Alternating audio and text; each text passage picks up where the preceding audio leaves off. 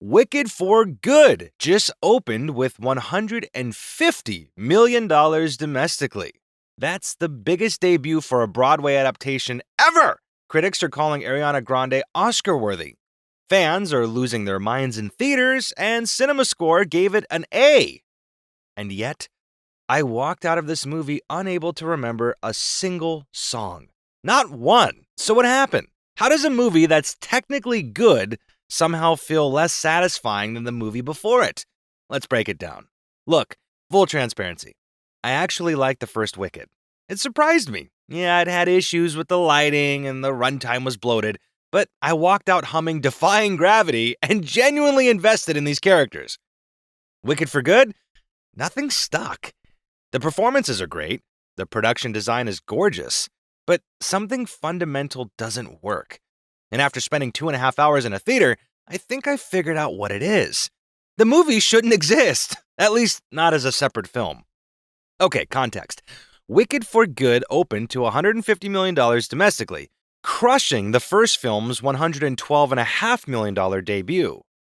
Within its first week, it crossed $200 million domestically, becoming one of only 9 2025 films to hit that milestone. Sounds great, right?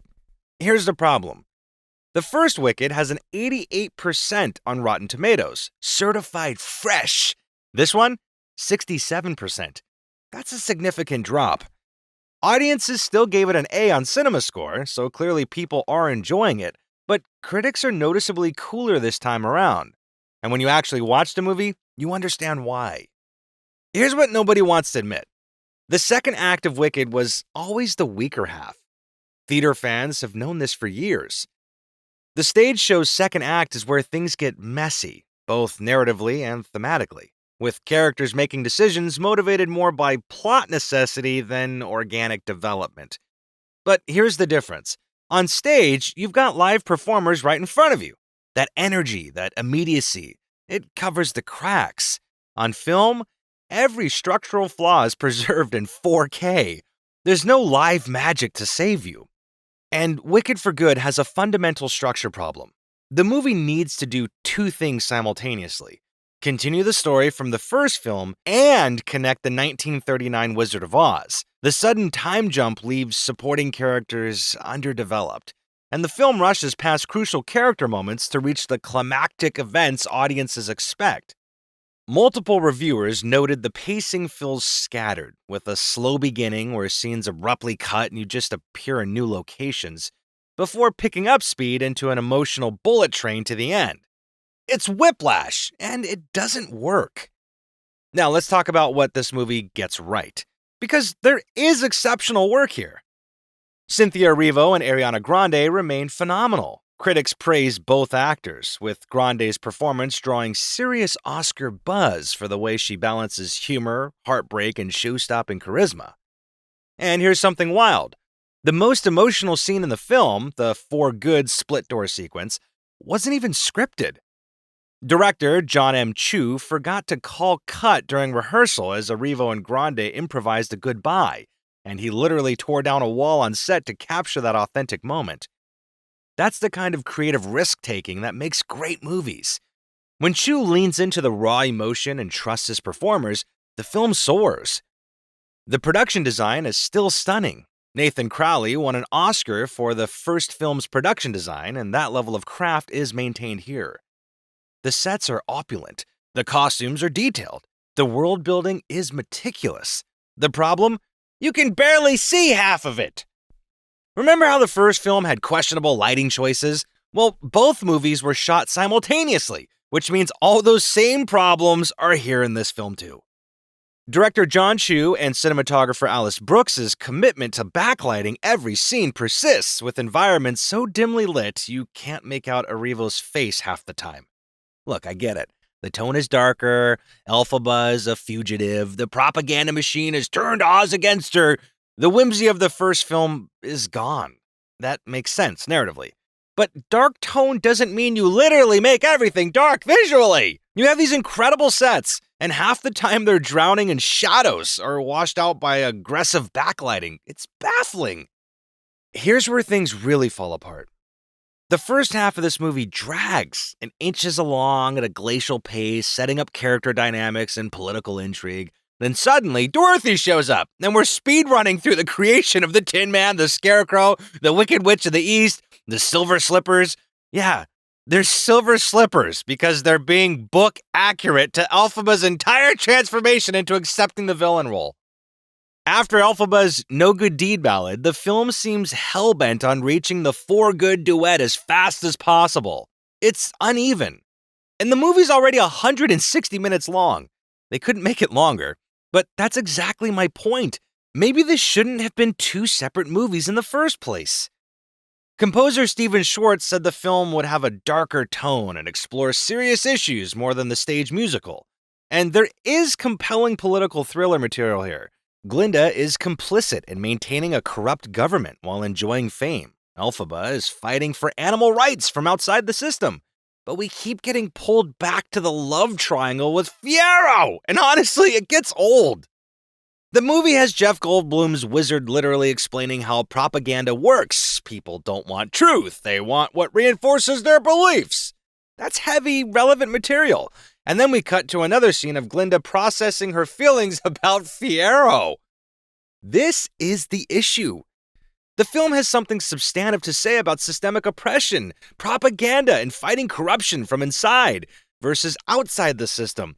But it keeps getting distracted by romantic drama that feels less important than the stakes at play. The relationship between Elphaba and Glinda is compelling. Their friendship is the emotional core of the story. That works. The Fiyero angle, it dilutes the focus.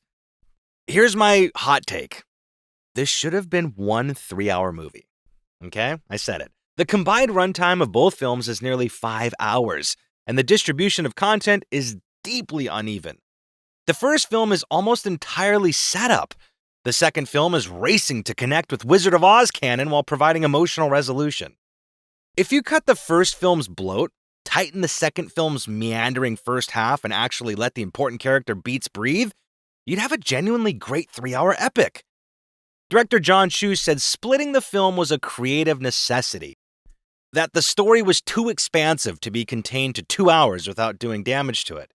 But was it really? Or was it a financial decision dressed up as creative necessity? Because here's what actually happened. 2 movies that each cost $150 million to make, Universal is projected to see returns of at least $1.25 billion combined. That's not creative vision, that's a business model! Despite all these issues, there is real heart here. The relationship between Elphaba and Glinda remains the strongest part of the franchise. When Erivo told Grande, "I love you," on set during a take, Chu fought to keep the line in the film.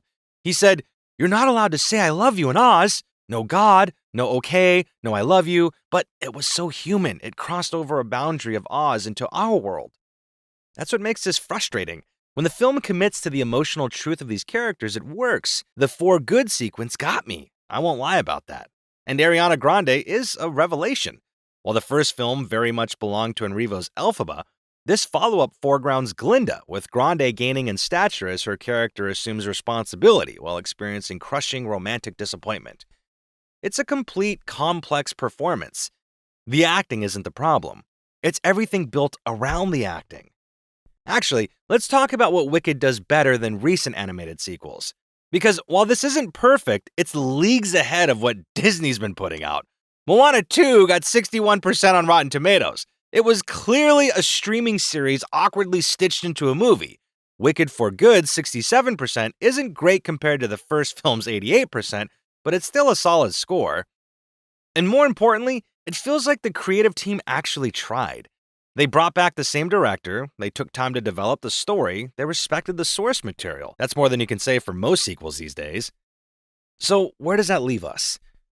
Wicked for Good is technically accomplished, occasionally brilliant, and fundamentally flawed. It's a movie that probably shouldn't exist as a separate entity, stretched to fill a runtime it doesn't quite earn.